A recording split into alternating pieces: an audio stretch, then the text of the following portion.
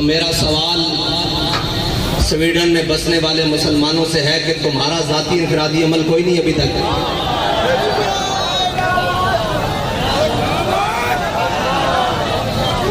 अगर तुम कलमा पढ़ते हो तो तुम्हारा भी जाती इनफरादी अमल इस वक्त बहुत सारे हो जाने चाहिए थे। अब बस इसका तो दूसरा हल है ही कोई नहीं। और दूसरा, अगर उसका जाती है तो फिर तुम्हारा भी तो जाती खालिद इब्न वलीद वाला होना चाहिए। तुम्हारा जाती अमल भी तो उमर बिन खत्ताब वाला होना चाहिए। तुम्हारा जाती अमल भी तो जनाब गाजी इल्मुद्दीन वाला होना चाहिए। तुम्हारा जाती अमल भी तो आमिर अब्दुर्रहमान सीमा वाला होना चाहिए। तुम्हारा जाती अमल भी तो जनाब मुमताज कादरी वाला होना चाहिए।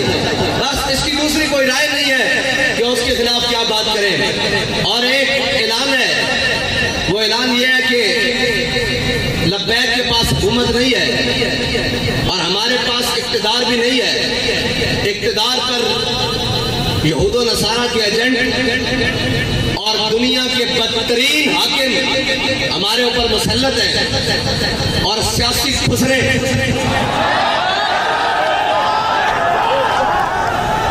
वो हमारे ऊपर मुसल्लत हैं और जिनका न दीन है न ईमान है, वो सिर्फ और सिर्फ इक़्तिदार की हवस में अपना सब कुछ बेचने के लिए तैयार हैं। उन्होंने पूरी कौम की इज्जत भी बेच डाली है।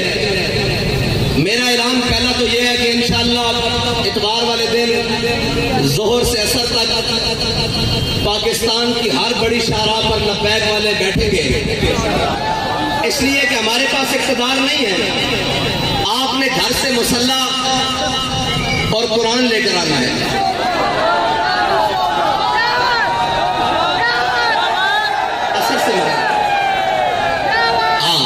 असर से मगरिब तक सबने इतवार वाले दिन कुरान और मुसल्ला लेकर आना है। हाथ ऊपर करो जो लेकर आए।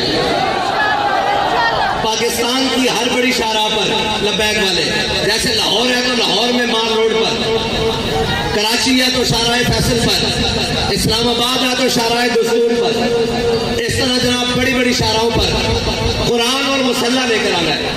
ठीक है जी, असर से मगरिब तक, और फिर मगरिब से इशा भी हो सकती है, इशा से फजर भी हो सकती है। ये तो फिर अगली बात है ना। कुरान और मुसल्ला, और अपने बच्चों को भी साथ लेकर आना है। अपने बूढ़ों को नहीं मरते यार, बूढ़े कुछ नहीं होता है, बूढ़ों को भी नहीं साथ लेकर आना है, नौजवानों को भी साथ लेकर आना है। घर में कोई बंदा ना रहे। ठीक है भाई, जितने लब्बैक वाले हैं सारे मेन शाहराहों पर, अगर शहर दूर है तो जो उनके करीब मेन सड़कें बनती है वहां पर आएंगे। ये हमारा ऐलान उस वक्त है जब तक लब्बैक के पास हुकूमत नहीं है। और अगर लब्बैक के पास हुकूमत होती आज के दिन तो फिर कोई तहरीकी मार्च रैलियों का ऐलान नहीं होता, सिर्फ एक पीटीवी का माइक होता और जो भी लब्बैक जिसको हाकिम बनाती वो सामने होता और वो कहता कि घरों से एक मुसल्ला और अपना हथियार और अपनी सवारी लेकर शाहराहों पर।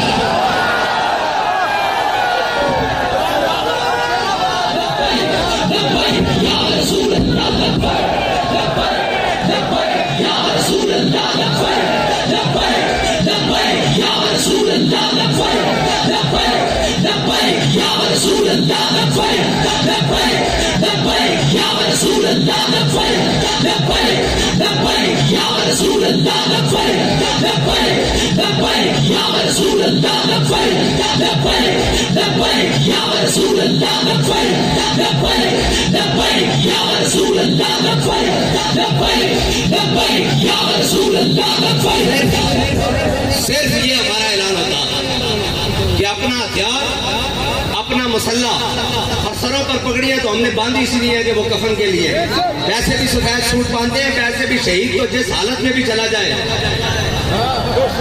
और अल्लाह की कसम, ये यूरोपीय यूनियन नेटो की बात करते हैं, पूरी दुनिया इनके कदमों में आ जानी थी। अगर ये ऐलान आज भी कर दे कि तमाम मुसलमान जो चाहते हैं कुरान की हिफाजत हो तो अपना मुसल्ला बाईं बगल में और अपना हथियार दाईं बगल में और हाथ लब्बैक के नारे साथ बुलंद करते हुए बाहर आ जाए। हम बात करने जा रहे हैं आलम कुफर से कि या तो तुम नहीं या तो हम नहीं। ये है इलाज इनका, और कोई इलाज नहीं है। ये कुरान बाबा जी पहले भी कह के गए हैं, ये कुरान इसलिए जलाते हैं कि तुम मलून हो, तुम हाकिम बेशर्म हो। वरना यार एक इसराइल, इतना सा इसराइल, आज उन्होंने इस बात को शामिल किया है कि ठीक है जी मुसलमानों का भी एहतजाज, लेकिन हम इसको इसलिए नहीं चलने देंगे कि जनाब इसमें तौरात और यहूदियों की तौरात और इंजील है जी, ये सारी इसका भी जलाने का उन्होंने ऐलान किया है।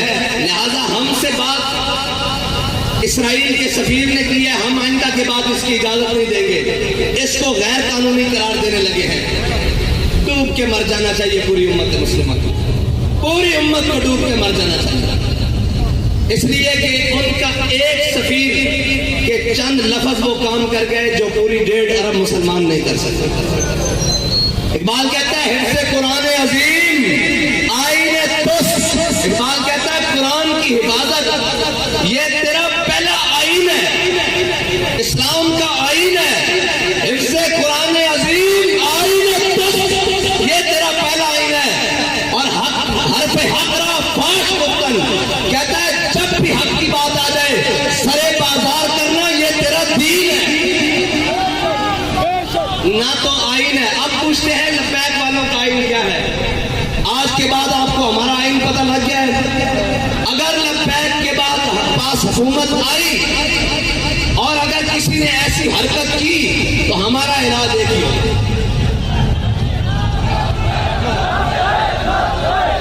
और हमारे जो बाहर बैठे हैं ना भाई, वो कहते हैं जी ये जिहाद का नारा न लगाएं, इनको तकलीफ होती है यूरोप को। मैं कहता हूं दब के लाओ ताकि इन्होंने पीड़ पूरी हो गई।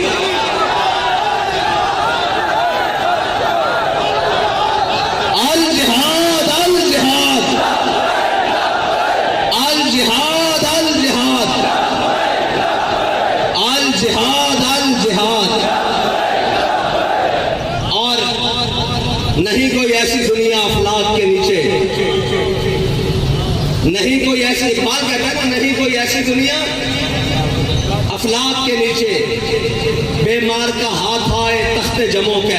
इकबाल कहता है दुनिया में कोई ऐसी जगह रह नहीं गई कि मुसलमान कहे हम वहां इज्जत से हुकूमत कर रहे हैं। इकबाल कहता है उसका एक ही तरीका है कि जिहाद के लिए मोहम्मद अरबी की तलवार उठा लो। नहीं कोई ऐसी दुनिया अफलाक के नीचे बेमार का हाथ आए तख्ते जमो के। और आगे इकबाल कहता है कि दिल की आजादी शहनशाही शिकम सामान मौत, ऊपर से लेके नीचे तक शिकम के लिए बैठे हुए। दिल की आजादी है ही नहीं, अगर होती तो फिर कुरान की आजादी, कुरान के हुर्मत के लिए बात होती, कुरान के तहफ़्फ़ुज़ के लिए बात होती। एक से एक बढ़ के लाइन आया, कहते हैं जी ये जनाब ऐसे आएंगे, ये वो आएंगे, पाकिस्तान को ऐसा कोई भी नहीं मिलेगा। जब तुमने कुरान को छोड़ दिया, हुजूर की नामूस को छोड़ दिया, हमें कोई परवाह नहीं, तुम सारे समेत चल जाए, तुम्हारा सब कुछ चल जाए, जमीन और आसमान आफात और बलियात सब चल जाए, हमें इससे परवाह नहीं। जब तुम्हारे दिल में कुरान की अज़मत नहीं तो तुम भी चल जाओ, तुम्हारा घर भी चल जाए, तुम्हारे असबाब भी चल जाए, हमारी आंख में भी बल नहीं आएगा। इसलिए हमें कोई तकलीफ नहीं। हमें अगर तकलीफ है तो कुरान के जलने की है, इसलिए कि वो तकलीफ है। हाँ, अगर तुम्हें कुरान के जलने की तकलीफ होती तो फिर जो हाथ तुम्हारे जाने बाता उस हाथ को हम तोड़ते, जो आंख तुम्हारी जाने पड़ती उस आंख को हम फोड़ते। लेकिन अब तो हम दुआ करते हैं अल्लाह तुम्हें और गर्द करे, और गर्द करे, और गर्द करे, और गर्द करे। उन तमाम असबाब को भी आग लगा दे जो तुमने सिर्फ इस्लाम के लिए रखे हुए, इस्लाम की हिफाजत के लिए नहीं रखे। और मैं तो ये कहता हूं कि ये सब, हम सब भी मर जाएं और हम सब भी गर्क हो जाएं अल्लाह की किसी अजाब में। अजाब ही आएगा ना हम पर जब हम मुहाफिज़ कुरान नहीं है। क्या करें भाई, सब सुबह उठकर सबको इज्जत कुरान की वजह से मिली। बाबा जी जब कुरान की बात आते थे फरमाते थे चलिया सारी गल्ला बाद में हम घरों से कुरान पढ़ने निकले। 1974 बाबा जी ने सब नालों पहले कुरान घरों पढ़ने निकले सा। वो क्या मौलवी, वो क्या पीर, वो क्या उफाज, वो क्या कारी, वो क्या अवाम, वो क्या जनाब, सबको इज्जतें कुरान की वजह से मिली। किसी का बच्चा कुरान की वजह से ठीक हुआ जनाब, किसी को शिफा कुरान की वजह से मिली, किसी को हिदायत कुरान की वजह से मिली, किसी को ईमान कुरान की वजह से मिला, किसी को इस्लाम कुरान की वजह से मिला।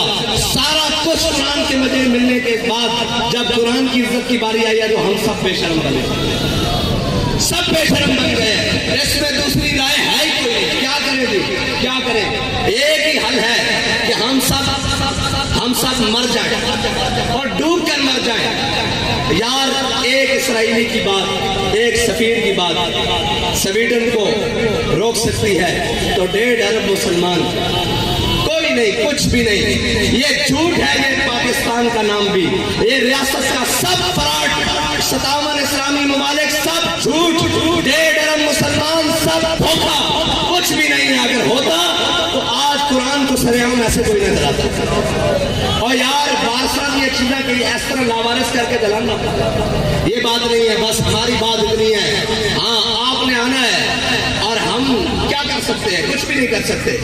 क्या वो सारे मलून हक तो ये था ना कि आज के दिन कहते हैं यौम तकद्दुस मनाना है। मैंने कहा तुम तकद्दुस को छोड़ो, 365 दिन भी मनाओ तो कोई फर्क नहीं पड़ता। तकद्दुस तो वो है कि हमारा बच्चा भी कुरान को सीने से लगा के रखता है। तकद्दुस तो यहाँ से शुरू होता है ना, ऊपर तक जहाँ तक मर्जी ले जाओ। उसके निफाज की बात करो। तुम आज के दिन सिर्फ 1 मिनट के लिए नेवल चीफ भी बुला लेते, आर्मी चीफ भी बुला लेते, फिजाइया का चीफ भी बुला लेते, सारे आईजी भी बुला लेते, रेंजर के सरबराह भी बुला लेते, सारी जनाब एफसी के सरबराह भी बुला लेते, सारे वजीर भी बुला लेते और सारे हाथ में आज कलेक्शन को पकड़कर सफीर को बुलाते स्वीडन को। उसको कहते हो, तुम कहते हो कि जनाब हमने उसको आजादी दी, रख लिया शख्सी आजादी, हम मजम्मत करते हैं लेकिन उसकी शख्सी आजादी है। लो आज हम तुम्हें ये बता रहे हैं कि हमने कुरान की हिफाजत का जिम्मा अल्लाह ने हमारे लिए लगाया है। हम जब तक कुरान की हिफाजत नहीं होती हम तुमसे जंग जारी रखते हैं। 1 मिनट की बात थी, 1 मिनट की बात थी, 1 सेकंड की बात थी, लेकिन कोई नहीं, ना कोई बात करेगा। हम जनाब मुजम्मत करते हैं। मैंने कहा मुजम्मत की जरूरत नहीं, जब मुरम्मत की ताकत हो तो मुजम्मत हैसियत ही कुछ नहीं रखती। मुजम्मत तो शाह साहब ने कहा है, ईसाई भी कर रहे हैं, मुजम्मत तो यहूदी भी कर रहे हैं, मुजम्मत तो पारसी भी कर रहे हैं, मुजम्मत तो हिंदू भी कर रहे हैं। तुम्हें अल्लाह ने इसलिए नहीं ताकत दी थी, तुम्हारा काम था तुम मुरम्मत करते। हाँ, जिस तरह उनकी मुरम्मत हुई है जिन्होंने तुम्हारे घर को जलाया, हाँ, जिस तरह उनके लिए स्पेशल अदालतें बनाई हैं, जैसे उनके लिए लोहे के राड तैयार किए थे, जैसे उनको आधी रात को जनाब अंधी गोलियों से मारा है, उस तरह मुरम्मत करते तो इनकी जरूरत भी न होती बात करते।